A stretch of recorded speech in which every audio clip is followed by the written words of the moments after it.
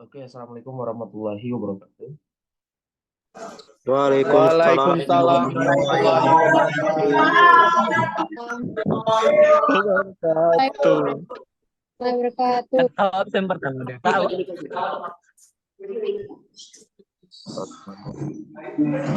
Selamat siang ya, teman-teman sekalian. Ketemu lagi di pertemuan kedua dari praktikum komputer dan pemrograman untuk kelas A ya. Oke, jadi ini tadi pakai Zoom Premium, pakai dana siapa? Dana kelas atau dana prodi?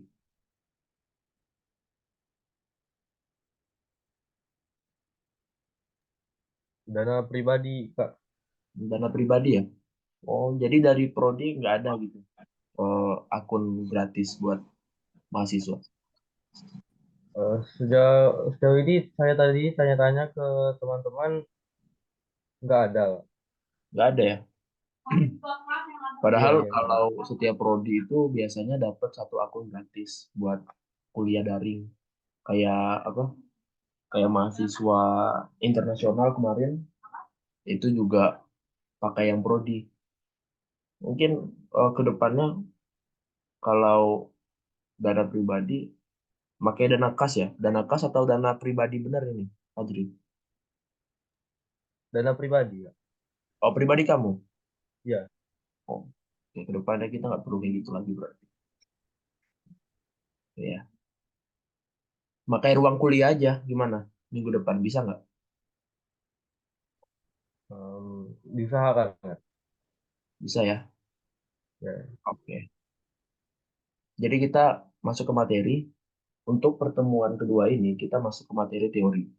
Artinya kita masih belum praktek ke dalam pembuatan programnya. Kita masih belum ngoding. Kita masih memahami dulu pengantar dari praktikum ini. Jadi materi yang pertama adalah komputer dan perkembangannya. Definisinya ini seperti yang tertera di layar.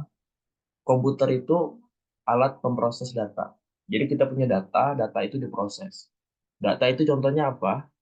Data itu contohnya bisa berupa identitas, itu suatu data. Bisa berupa informasi. Contohnya, eh, gelas ini berwarna putih. Nah, putih ini merupakan data. Gelas ini merupakan benda. Nah, komputer bisa mendefinisikan itu dengan melakukan perhitungan yang besar dan cepat.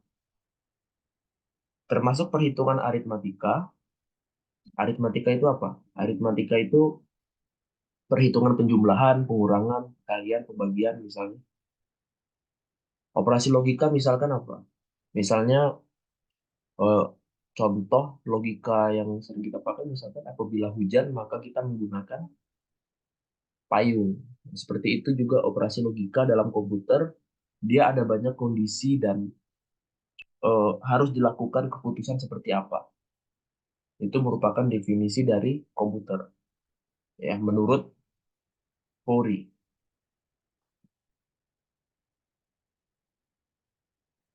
Lalu kemudian elemen dari komputer itu ada tiga jenis yang masuk ke dalam sistem komputer.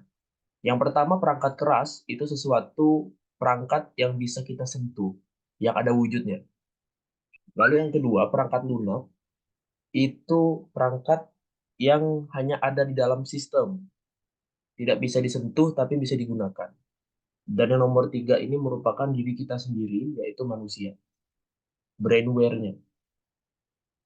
Jadi kalau tiga elemen ini salah satunya tidak ada, maka tidak bisa disebut komputer.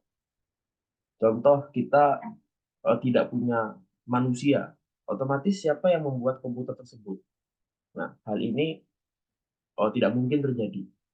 Atau mungkin ada manusia, ada perangkat lunaknya, tapi perangkat kerasnya nggak ada. Nah, ini juga jadi pertanyaan, bagaimana cara kita menjalankan programnya kalau laptopnya sendiri nggak ada, begitu. Jadi tiga elemen ini tidak bisa terpisahkan. Hardware itu merupakan perangkat keras yang tadi saya bilang, yang bisa kita sentuh, Sebagai contoh, kita punya 3 jenis hardware. Yang pertama prosesor. Prosesor itu apa ya? Prosesor itu otak dari komputer. Ya, otak dari komputer yang melakukan proses aritmatika dan logika tadi. Kalau tidak ada prosesor, otomatis komputer tidak bisa berjalan karena tidak ada otaknya. Tidak ada yang menggerakkan. Kemudian yang kedua adalah memori. Memori itu tempat menyimpan data. Jadi data-data tadi, kalau tidak disimpan, maka tidak bisa berjalan komputer itu. Karena kita butuh data yang bisa dipakai berulang-ulang. Gitu. Memori itu dibagi menjadi dua. Primary memory dan secondary memory. Memori primer itu contohnya RAM. Kalau kita tidak punya RAM, otomatis komputer tidak bisa berjalan. Secondary memory itu contohnya hard disk. Dan contohnya seperti flash disk. Yang apabila tidak ada masih bisa berjalan. Kalau misalnya primary memorinya besar.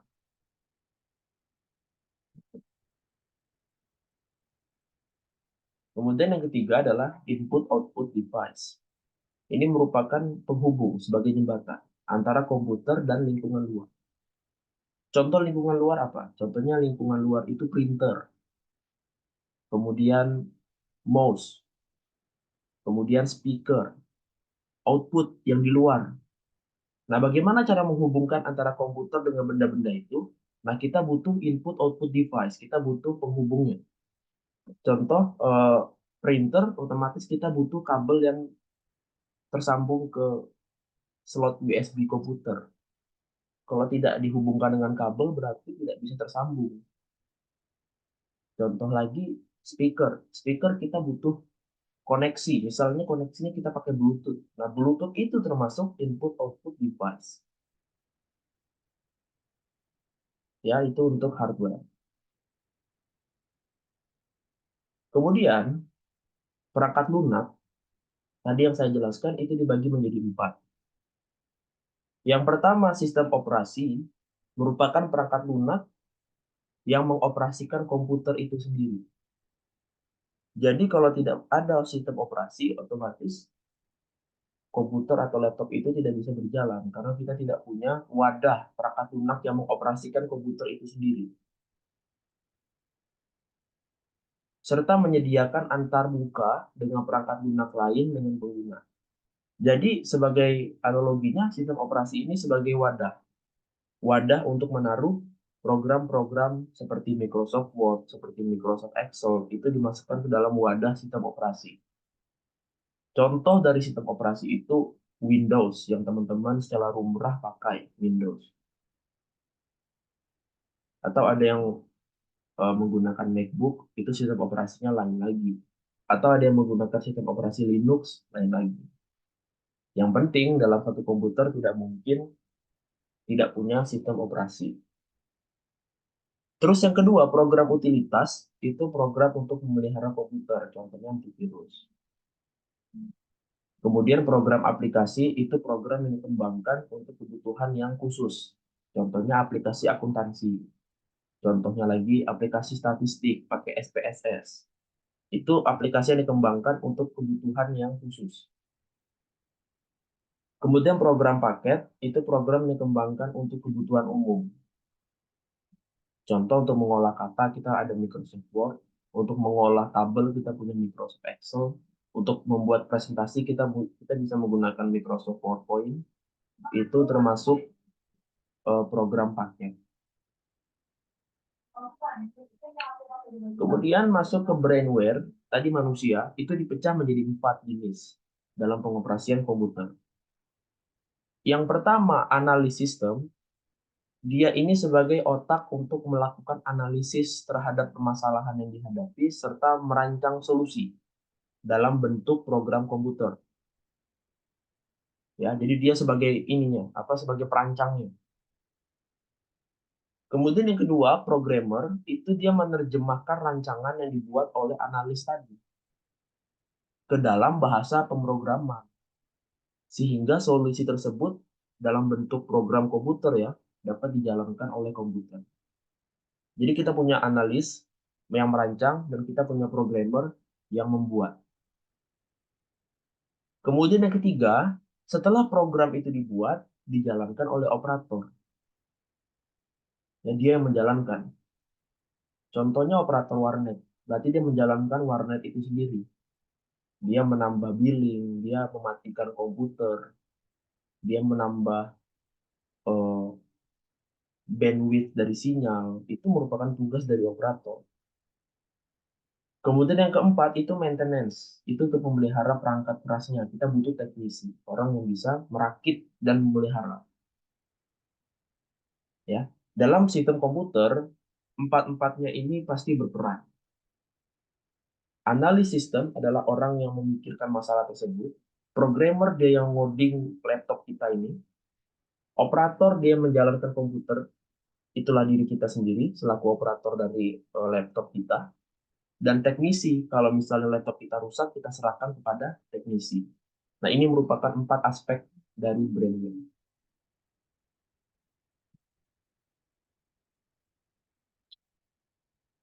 Kemudian kita masuk ke klasifikasi komputer.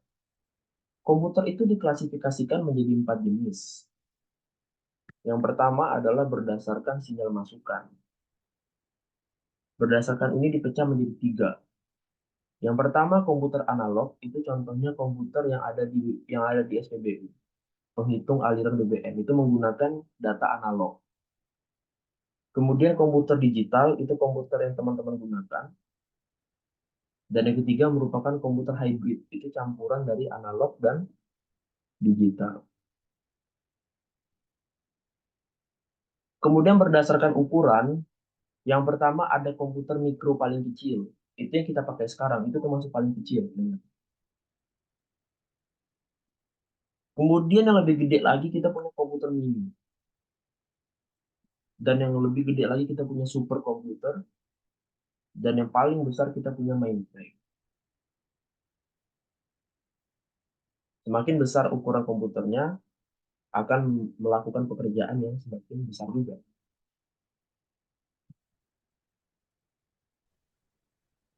Kemudian komputer berdasarkan generasi yang paling pertama, itu yang paling awal, tahun 46 sampai tahun 59, komputer menggunakan tabung hampa untuk menyimpan data. Ya, jadi data itu disimpan dalam tabung hampa. Tabung vakum maksudnya. Karena di situ waktu itu ada penelitian bahwa ternyata ruang vakum, ruang hampa udara itu bisa menyimpan data. Kemudian yang kedua, tahun 59 sampai tahun 65 kita punya transistor. Ini merupakan cikal bakal dari sirkuit. Kalau teman-teman biasanya bongkar laptop, ada yang pernah lihat dalaman laptop, itu di dalamnya ada lempengan warna hijau. Itu disebut sirkuit. IC, sirkuit terintegrasi. Generasi berikutnya, tahun 65 sampai tahun 70, kita punya IC. Ya, itu yang saya bilang tadi. Dan generasi keempat, tahun 70 sampai sekarang, kita punya VLSI. Dari Large Scale IC. Ya. IC ukurannya sangat besar.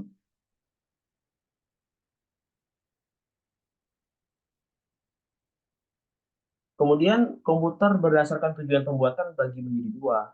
Yang pertama general purpose, itu yang kita pakai sekarang untuk kebutuhan umum, dan special purpose itu untuk kebutuhan khusus. Contohnya komputer ATM. Ya, kalau komputer ATM itu kita nggak mungkin dipakai buat ngetik kan. Nah, karena itu untuk dikembangkan kebutuhan khusus. Dan general purpose nggak mungkin laptop kita ditaruh untuk menghitung uang di ATM, nggak mungkin karena tidak sesuai. Ini komputer yang dibagi berdasarkan tujuan. Oke, ini untuk materi pertama. Sebelum kita lanjut, ada yang mau ditanyakan?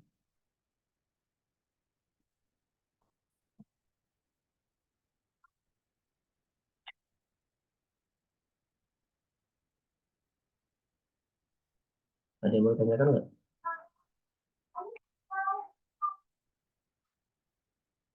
Paham ya? Kita lanjut aja tuh gitu.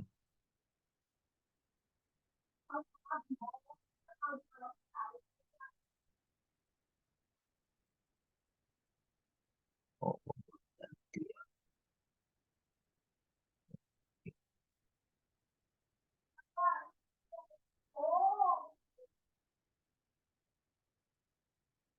Oke, kita masuk ke materi kedua, yaitu etika komputer.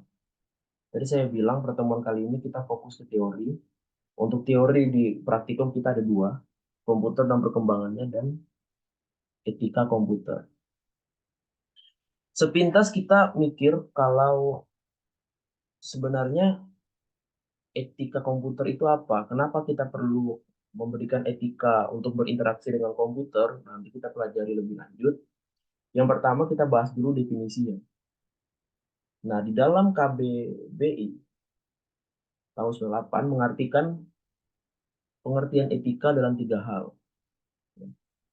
Etika itu adalah ilmu tentang apa yang baik dan buruk. Ya, berarti etika itu bisa membedakan yang mana yang baik, yang mana yang buruk. Contoh yang baik apa? Contohnya yang baik adalah kita berempati terhadap seseorang. Kita bersimpati terhadap seseorang. Ada seseorang yang kesulitan, kita tolong. Itu termasuk etika yang baik. Misalkan etika yang buruk, misalkan kalau misalnya ada teman-teman yang kesusahan, kita malah menertawakannya. Otomatis itu etika yang buruk. Tentang suatu hak dan kewajiban moral. Jadi setiap manusia itu punya hak dan kewajiban moral. Hak moralnya apa? Hak moralnya adalah menerima etika yang baik dari seseorang lain, contohnya. Kewajiban moralnya apa? Kewajiban moralnya adalah memberikan etika yang baik terhadap sesama. Ya. Jadi kita ada take and give di sini. Kita punya hak dan kewajiban terhadap etika. Kemudian definisi yang kedua, kumpulan asas atau nilai yang berkenaan dengan akhlak. Akhlak itu adalah perilaku. Perilaku itu punya nilai-nilai yang dikumpulkan. Jadi ada semacam kumpulan nilai-nilai yang baik seperti apa untuk mencerminkan akhlak yang baik. Gitu. Dan lebih lanjut nomor tiga, nilai tadi itu mengenai benar dan salah yang dianut masyarakat. Jadi ada nilai benar yang salah yang mungkin di masyarakat ini benar, tapi di masyarakat yang lain itu salah. Nah, hal-hal ini merupakan definisi dari etika. Kemudian lanjut, etika komputer itu adalah ilmu yang mempelajari bagaimana berperilaku terhadap penggunaan komputer. Jadi dalam menggunakan komputer kita harus punya perilaku yang diatur. Kita punya etika di situ. Seiring dengan perkembangan komputer dan penggunaannya, etika ini sudah muncul dari tahun 40-an. Jadi etika itu materi yang sudah lama dan terus dipelajari hingga sekarang. Nah, supaya lebih jelas kita bahas isu penting. Karena kita butuh etika dalam menjalankan komputer, otomatis ada tindakan yang salah. Nah, contoh etika yang salah itu adalah kejahatan komputer. Contoh, penyebaran virus, email spam, carding, dan lain-lain. Ini adalah contoh kejahatan komputer yang tentunya merugikan orang lain. Terus yang kedua, yang lumrah saat ini, yang lagi viral nih, cyber ethics atau etika internet. Jadi orang sekarang menggunakan internet itu sudah banyak yang tidak punya etika. Lagi tahun-tahun politik misalkan, kita punya paslon, dan kita sebagai orang yang pro terhadap paslon tersebut, ya kita menjelek-jelekan paslon lain gitu di sosmed. Bukan lagi mengkritik, itu jatuhnya sebagai penghinaan nama baik. Tadinya yang kita ingin mengkritik itu misalkan kritik yang membangun, kita mencermati kebijakan-kebijakan yang sudah pernah dia buat, kita mengkritik tentang masa lalu dari salah satu paslon. Tapi kalau sudah masuk ke personal, sampai-sampai kita menganalogikan paslon ini sebagai hewan, ini contoh etika internet yang buruk. Ya. Rekan-rekan sekarang udah tahu kan, mungkin dari dulu sudah tahu kalau netizen Indonesia itu merupakan netizen yang paling berbahaya di dunia. Kenapa? Karena mulutnya memang nggak bisa dikontrol di internet orang Indonesia ini. Kalau ngomen memang suka kelewatan. Menghinanya benar-benar menghina, dicampur rasis, menggunakan materi suku, agama, ras, etnis, golongan, semua dibahas sama netizen Indonesia ini. Makanya etika internet Indonesia ini rendah. Terus yang ketiga e-commerce. E-commerce itu seperti Shopee atau Lazada, kan ada banyak toko-toko bodong yang menjual produk apa, tapi yang dikirim ternyata penipuan, ternyata batu misalkan, ternyata beli beli baju yang datang baju tapi ukurannya kecil, seukuran tangan, seukuran jari. Ini kan contoh etika komputer dalam e-commerce yang salah, penjualnya salah. Pembelinya juga salah, ada juga dia mendapatkan barang yang bagus, barang yang berkualitas, tapi dia memberikan bintang satu. Nah, ini contoh etika komputer yang salah. Kemudian yang keempat, pelanggaran haki, hak atas kekayaan intelektual. Pelanggaran copyright lah misalnya. Asal comot video orang tanpa izin, kemudian mengatasnamakan kita, asal ngambil lagu-lagu yang tidak punya hak ciptanya, kemudian dijual lagu tersebut atas nama kita. Ini contoh pelanggaran dari haki. Kemudian yang kelima, tanggung jawab profesi. Profesi kita misalkan seorang apa? Misalnya teman-teman mahasiswa hukum, seorang lawyer, ketika lulus menjadi seorang lawyer. Profesi teman-teman sebagai tenaga hukum di dalam etika komputer teman-teman jangan sampai menjelek-jelekan apa misalkan jangan sampai membahas sara, jangan sampai memakai profesi teman-teman untuk menjatuhkan tenaga hukum lain misalkan, menyerang personalnya. Karena ini merupakan tanggung jawab profesi teman-teman. Nah, ini adalah 5 isu penting yang sering dibahas di dalam etika komputer. Nah, pelanggaran haki itu ada beberapa hal yang menjadi faktor. Yang pertama, produk yang intangible tidak dapat diukur, dapat dibuat dalam format digital itu sangat banyak.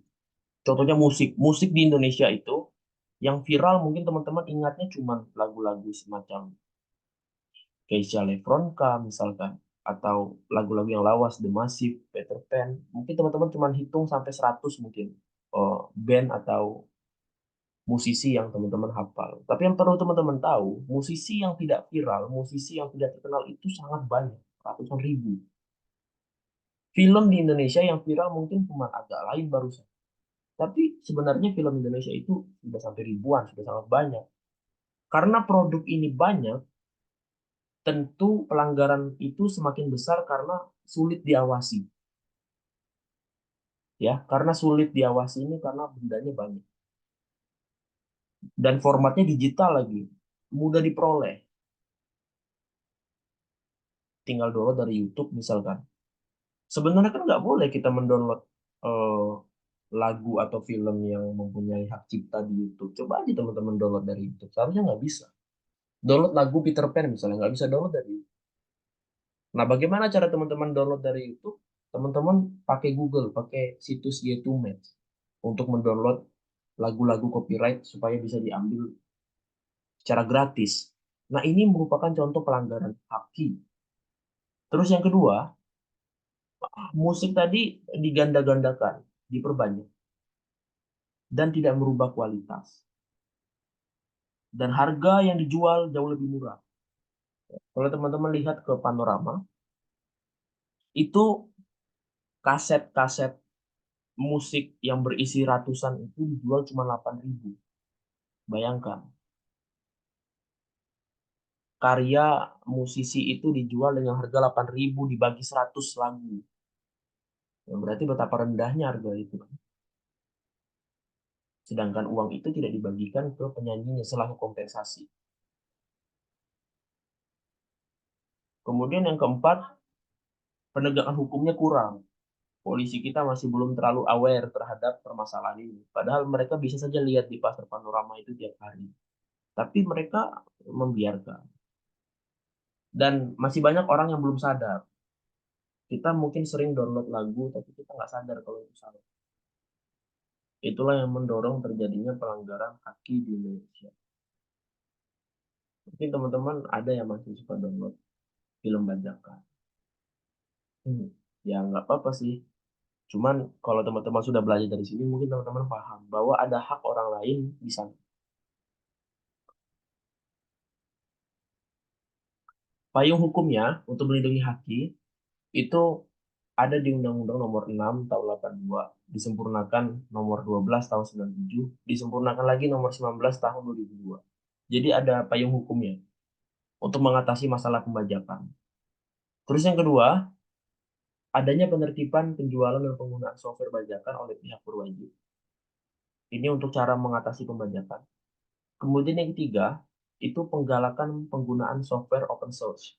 Software open source itu apa? Software gratisan. Software yang tidak punya hak cipta. Salah satunya lewat IGOS, Indonesia Go to Open Source, dan dibentuknya kelompok-kelompok pengembang software open source. Dengan menggunakan perangkat lunak open source yang gratisan, otomatis kita tidak terjerat permasalahan hak cipta.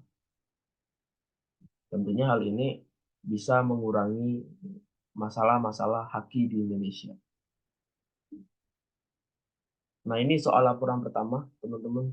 Silakan dicatat ya. Ada 5 soal, deadline-nya minggu depan hari Senin. Hamin 1 sebelum kita praktikum. Oke, ada yang mau ditanyakan? Batas ini.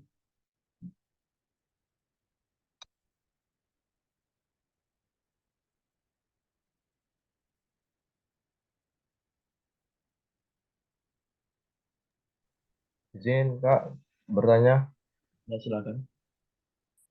bagaimana kalau ada orang yang um, mungkin menciptakan sebuah AI, lalu kemudian ada yang menyalahgunakan itu, termasuk yang etika yang buruk bukan? Iya, iya, iya. Baik. Itu pertanyaan yang bagus, Fajri. Emang viral. Izin bertanya, Bang. Oh ya, nanti. Oh, nanti ya. Kita satu dulu. Kita coba diskusikan yang Fajri tadi. Yaitu memang hal yang viral saat ini, santer juga di Instagram, ada orang menyalahgunakan AI untuk membuat semacam citra digital, semacam gambar, foto dari seseorang, tapi gambarnya itu tidak senonoh, gitu. Misalkan muka siapa di fotonya, sebenarnya fotonya sopan, tapi dengan menggunakan AI di generate, maka gambar tadi yang malah menjadi tidak senonoh, malah jadi bugil misalkan. Ini contoh etika yang buruk. Ini contoh penyalahgunaan program komputer. Nanti ada di undang-undang. Teman-teman kan anak hukum mungkin lebih tahu, nanti silakan dipelajari. Ada contoh pelanggaran penyalahgunaan program komputer yang nanti bisa dikaitkan dengan pasal pencemaran nama baik. Karena ini sudah menyerang personal seseorang. Contohnya ini bisa menimbulkan fitnah kan. Bagi orang yang tidak paham AI, mungkin menganggap itu gambar beneran. Oh, ternyata si A sekarang sudah berani foto-foto bugil misalkan. Padahal mereka tidak pernah foto seperti itu. Tapi mereka terfitnah karena dia diedit mukanya oleh seseorang yang tidak bertanggung jawab. Nah, ini sekarang lagi banyak viral ini. Teman-teman kalau sudah paham cara menggunakan AI, cara menggunakannya memang mudah. Cuman perlu masukkan gambar, kemudian cuma perlu masukkan kata kuncinya, kemudian klik tombol generate, gambarnya sudah jadi sesuai keinginan teman-teman. Kalau teman-teman sudah paham ilmu seperti itu, sebaiknya jangan sampai salah digunakan. Karena Undang-Undang ITE itu sedang digalak-galakan oleh pemerintah saat ini, sedang dicari-cari kesalahannya, gitu. Presiden Joko Widodo itu sudah bukan sekali dua kali dilakukan etika yang kurang baik, sudah bukan sekali dua kali. Dari hal yang paling lumrah seperti pembuatan meme tentang Jokowi, sampai Jokowi diedit seolah-olah sedang nyanyi. Nah, ini kan contoh dari eh, etika yang kurang baik dari masyarakat kita ini. Nah, tanggapan dari kita jangan sampai seperti mereka, gitu. Karena realistis aja, payung hukumnya ada. Nanti takutnya kita terjerat pasal-pasalnya, gitu. Begitu ya Pak Juri ya. Gimana? Ya Kak, terima kasih. Oke, sebentar ya, sebentar.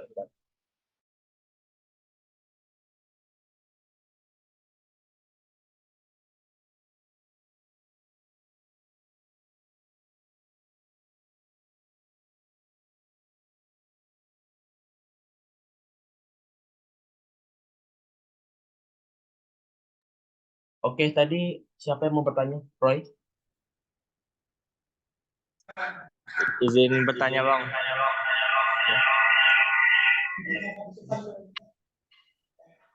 Untuk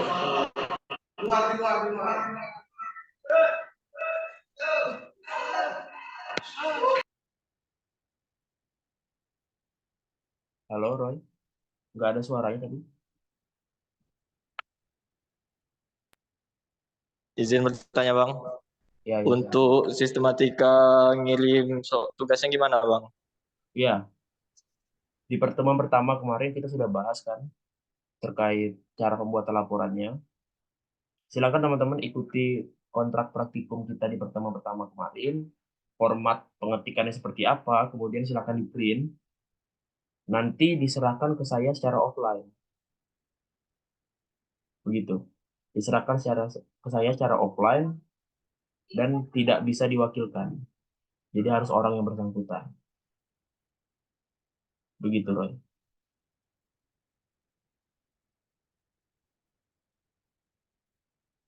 Gimana, udah ada yang bertanya? Baik Bang, terima kasih. Ya, sama-sama. Ini buat teman-teman juga silakan dibuka-buka lagi kontrak praktikum pertemuan pertama. Karena setiap minggunya kita ada laporan. Jadi formatnya itu sama. Jangan sampai teman-teman salah terus nanti revisi gitu. Oke. Yang lain ada yang mau ditanyakan?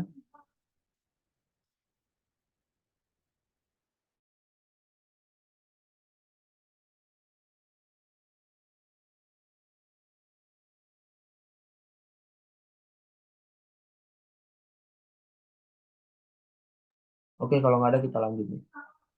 Ya, ini silakan dicatat ya laporannya. Kemudian ini tugas kelompok. Sekelas kita punya 50 berapa orang? 27 orang. Silakan dibagi menjadi 10 kelompok ya. Kemudian ambil satu dari 5 isu tadi yang kita bahas. Buatlah video kreatif. Bebas, terserah kalian mau seperti apa. Mau di editingnya, mau dibagusin, atau mau buat semacam skenario, mau dibuat drama, atau mau dibuat komedi, silakan. Ya. Semakin kreatif, semakin baik.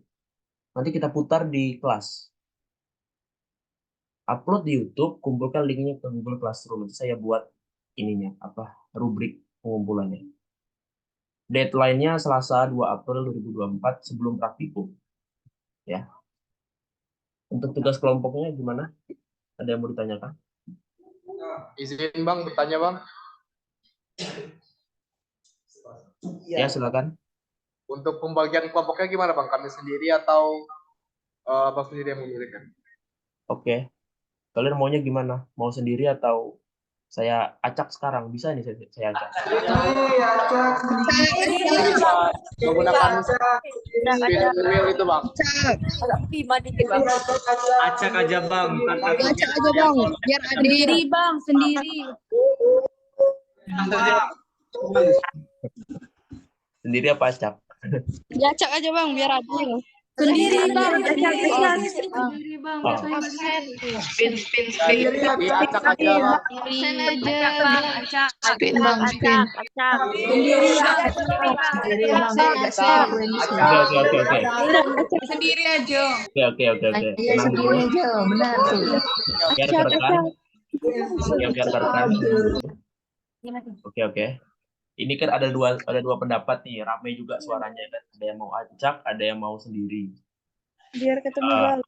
ya. Ntar dulu. Nanti penyelesaian masalahnya teman-teman mau gimana? Teman-teman mau keputusannya saya serahkan lagi ke kelas, nanti saya minta keputusannya oleh Komti, nanti Fajri ngasih ke saya satu keputusan yang bulat, atau mau kita spin sekarang keputusannya? Spin. Spin aja Kak. Spin ya? Mau di spin ya? Oke, kita ada pendapat Ya lain? kak, spin aja kak. Oke. Kalau nggak ada pendapat lain, kita spin keputusannya mau diacak atau mau ditentukan sendiri. Bentar, saya siapin ini.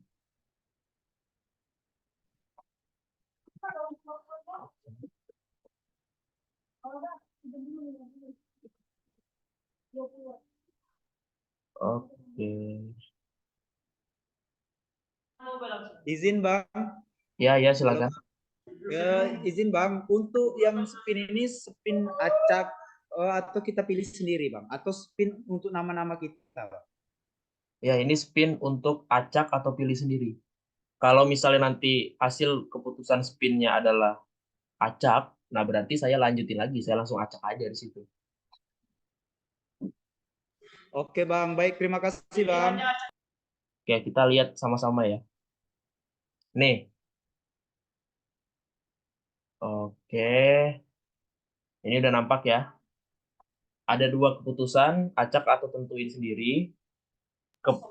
Kesepakatan dari saya, 1 kali pencet, oke? Sepakat ya? 1 kali pencet. Sepakat. Oke, kita lihat aja. 1, 2, 3.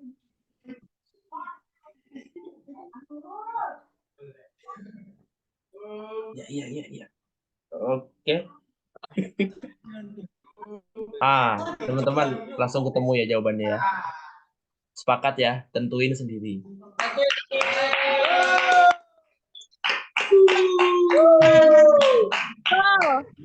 Oke. Teman-teman, saya butuh namanya nanti segera ya oleh Fajri. Silakan ditentuin satu kelompoknya ada berapa orang. Intinya saya butuh 10 kelompok namanya, kirim ke saya. Paling lambat hari ini juga. Paling lambat hari ini juga, sore lah sebelum buka. Keberatan Presidium. Kenapa tuh? Udah pas ya? Oke ya. Selasa sore ini. Bang, interupsi Bang. Ya, kenapa? Ada apa? Tadi ada interupsi tuh.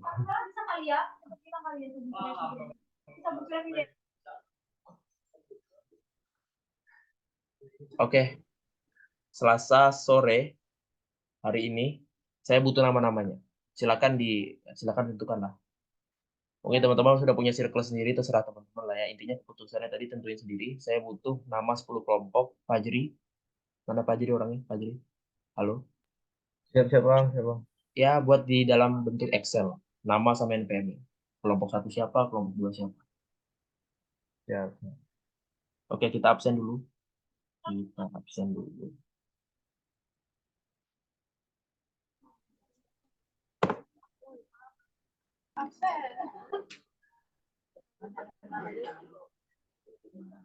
Tolong ya, teman-teman, ketika di absen, kameranya dihidupin.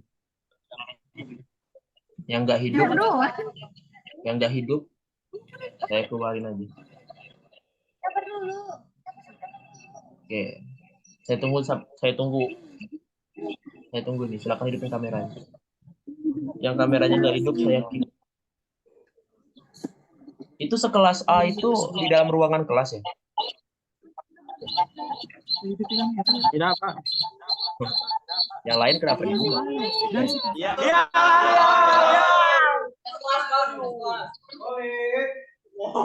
Oke.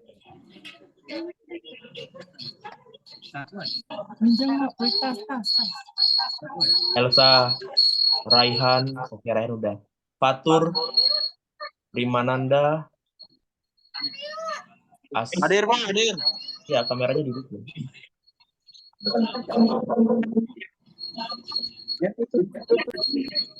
Rimananda kameranya hidupin. Hadir, Bang, hadir. Iya, kameranya hidupin. Oke. Kameranya Matematika. Oke. Patricia Intan Meli, hidupin kameranya. Adila. Ashar Fawazi, Sutra Cahaya, Rafli Rego Radit, ini Ihsan Zaki, Roy, Aziz Prasetyo, Olivia. Saya hitung 20 detik lah ya. Kalau nggak hidup kamera, saya kick.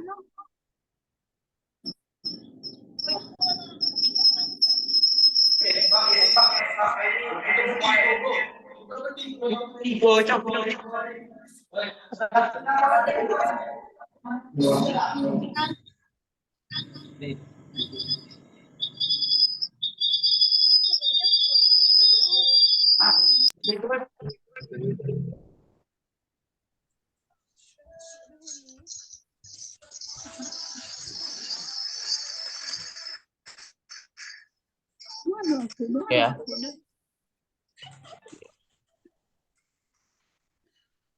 Heni saya panggil. Heni, Hadir, Kak. kameranya nggak hidup.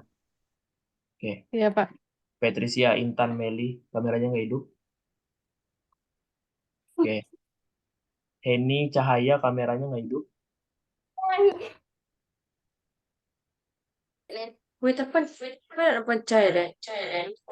Sedang aku semua saya Cahaya, Dwi Anggola, kameranya mana?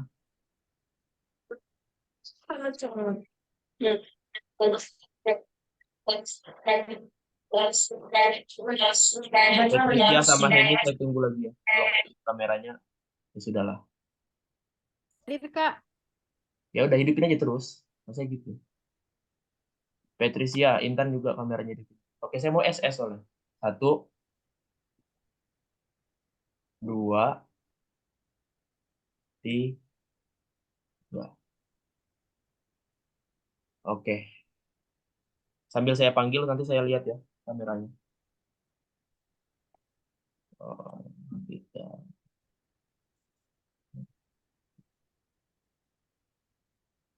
Oke. Aditya Farelio.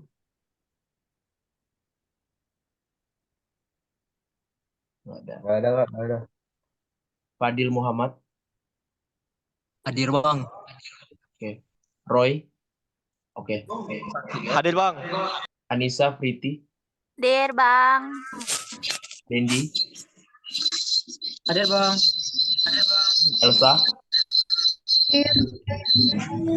Zaki. Hadir pak. Gopin. Gopin nggak ada. Hadir Gopin. Meido. Saya juga nggak hadir, Kak. Meido. Dean. Medo demam bang. Demam. Zalkia. hadir Kak. Sela. Hadir, Kak. Nabila. Hadir, Pak. Devina. Hadir, Bang. Caca. Hadir, Bang. Heni. Ini nggak ada. Oke. Valen. Ini hadir. Oh, ini ada ya. Oke. Epi. Hadir, Kak. Itu rame juga tuh. Indah. Hadir, Kak. Oke. Fatur Rahman. Adi. Hadir bang. Tentiayu. Hadir, Kak. Amelia. Hadir, Kak. Rafli. Hadir bang. Hadir bang. Fajri. Patricia. Hadir, Bang. Hadir, Patricia. Muhammad Farhan. Hadir kak. Nadia. Hadir, Bang. Nakaila. Kemarin dah hadir. Bang. Aziz. Hadir bang. Ihsan. Hadir bang. Selpa. Hadir. Rego. Hadir bang. Hadir. Adila. Hadir, Bang. Ajah. Hadir. Mirna.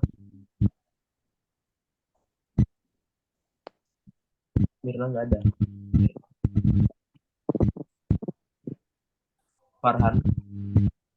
Hadir kak. Hadir kak. Alia. Hadir, Bang. Hadir. Firanika. Hadir, Bang. Hadir. Olivia. Hadir, Kak. Letria. Hadir, Bang. Muhammad Fazriansyah. Hadir Kak, hadir. Radit, Hadir Bang. Hadir Bang. Baby, Hadir bang. Muhammad Hafiz, Hadir bang. Marisa, Primananda, Hadir Bang. Cahaya,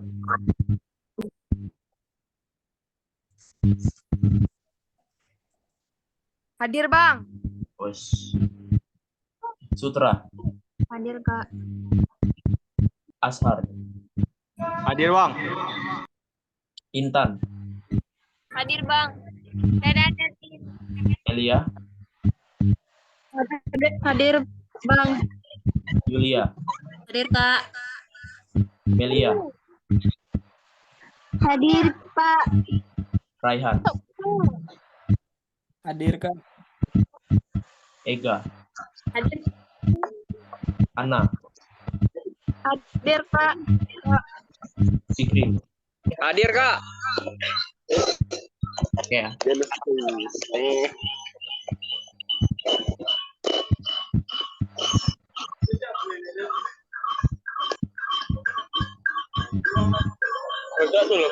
Oke, mungkin itu saja untuk pertemuan kita kali ini. Jangan lupa tugasnya dikerjakan.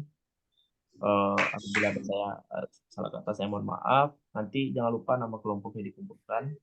Saya akhiri. Wassalamualaikum warahmatullahi wabarakatuh.